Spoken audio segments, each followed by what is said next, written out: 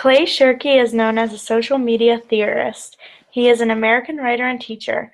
Shirky is an adjunct professor in New York University's Master of Arts in Interactive Telecommunications program. In Clay Shirky's TED Talk, he speaks about how social media is affecting people's everyday lives. The internet has opened so many doors for people in terms of ways to communicate in means that were never possible before. And most of these innovations have been happening in only the past few years.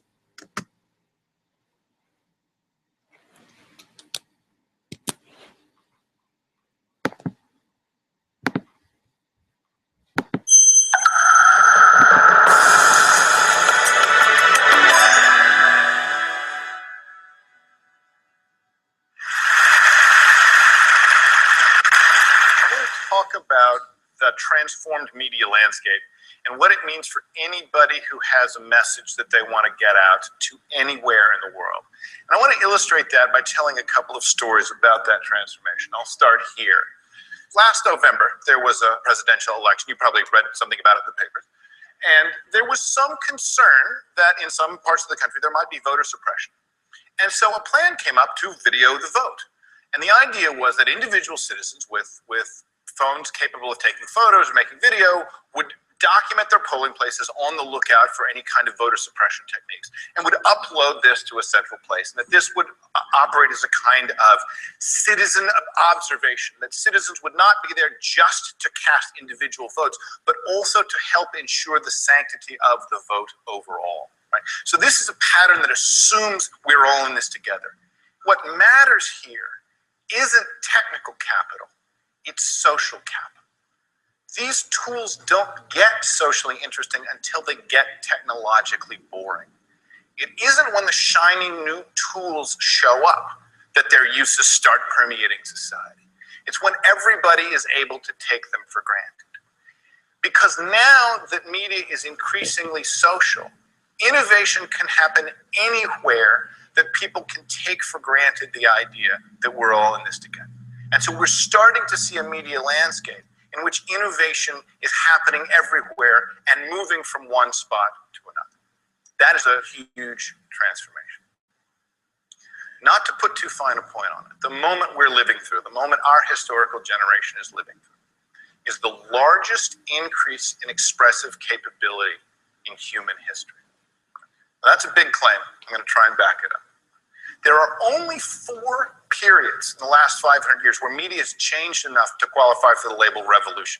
The first one is the famous one, the printing press. Movable type, oil-based inks, that whole complex of innovations that made printing possible and turned Europe upside down starting in the middle of the 1400s.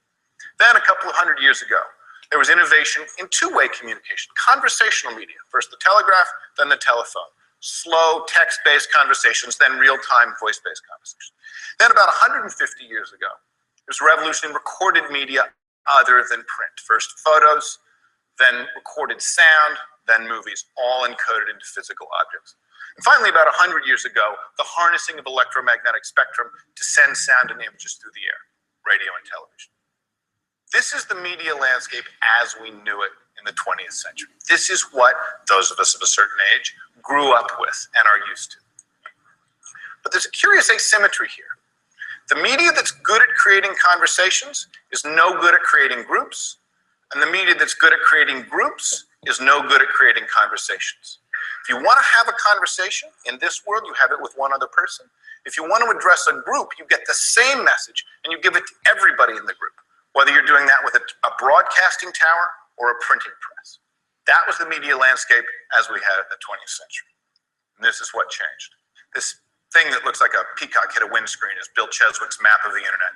He traces the edges of the individual networks and then color codes them. The internet is the first medium in history that has native support for groups and conversation at the same time. Whereas the phone gave us the one-to-one pattern, and television, radio, magazines, books gave us the one-to-many pattern. The internet gives us the many-to-many pattern. For the first time, media is natively good at supporting these kinds of conversations. That's one of the big changes. The second big change, right, is that as all media gets digitized, the internet also becomes the mode of carriage for all other media, meaning that phone calls migrate to the internet, magazines migrate to the internet, movies migrate to the internet. And that means that every medium is right next door to every other medium, right? Put another way, media is increasingly less just a source of information, it's increasingly more a site of coordination, because groups that see or hear or watch or listen to something can now gather around and talk to each other as well.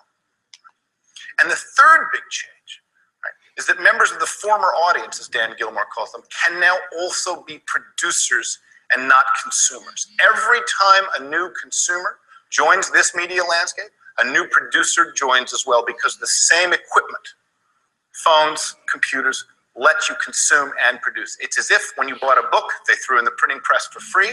It's like you had a phone that could turn into a radio if you pressed the right buttons. Right? That is a huge change in the media landscape we're used to. And it's not just internet or no internet. Right? We've had the internet in its public form for almost 20 years now. And it's still changing as the media becomes more social. It's still changing patterns, even among groups who know how to deal with the internet well. Second story. Last May, China in the Sichuan province had a terrible earthquake, 7.9 magnitude.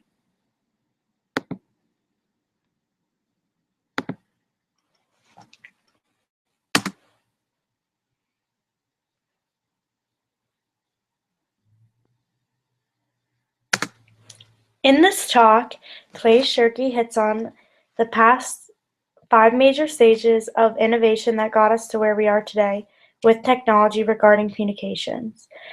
The first 4 stages in order are as follows: the invention of the printing press, the invention of the telephone, the invention of recorded media, the invention of the television and radio.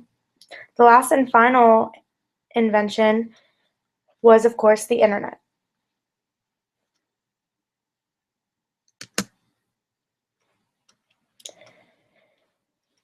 The internet is so much different than the other inventions for 3 reasons. In the other 4 inventions, there was only one receiver or one sender. With the internet, there is the possibility of multiple senders and multiple receivers. The next big difference is that the internet has become the mode of carrier of all other media, which means every medium is right next door to the other. The internet has become the outlet for news and information, and it is rapidly transforming to a resource for everything and anything a person could virtually be looking for.